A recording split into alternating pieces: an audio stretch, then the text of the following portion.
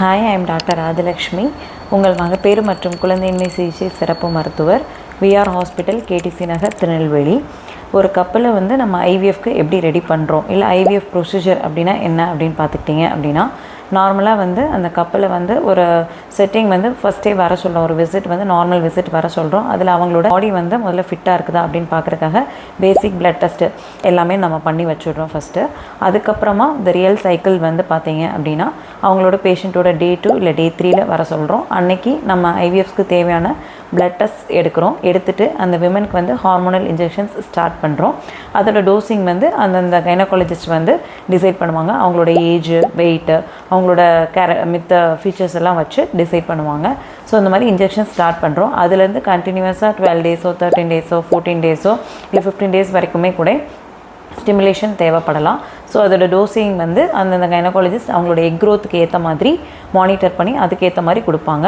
So சீரியலாக first 3 days கொடுக்குறோம். அதுக்கப்புறம் நம்ம பேஷண்ட்டை வர சொல்லி எக் க்ரோத் மானிட்டர் பண்ணுறோம். அதேமாதிரி கரஸ்பாண்டிங்காக அவங்களோட ஹார்மோனல் லெவல்ஸும் எப்படி எலிவேட் ஆகுது அப்படின்றதையும் மானிட்டர் பண்ணிவிட்டு இந்த மாதிரி கருமுட்டை நல்லா மெச்சோர்டாக வர வரைக்கும் அவங்களுக்கு ஸ்டிமுலேஷன் கண்டினியூ பண்ணுறோம்.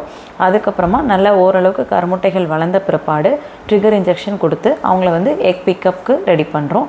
எக் பிக்கப் அப்படின்னா என்னென்னு பார்த்துக்கிட்டிங்க அப்படின்னா, அதை ஒரு ஷார்ட்டாக நரம்பு வழியாக ஐவி செடேஷன் கொடுத்து வளர்ந்த கருமுட்டைகளை அண்டர் அல்ட்ராசவுண்ட் கைடன்ஸில் நம்ம உறிஞ்சி எடுக்கிறதா எக் பிக்கப் அப்படின்னு சொல்கிறோம்.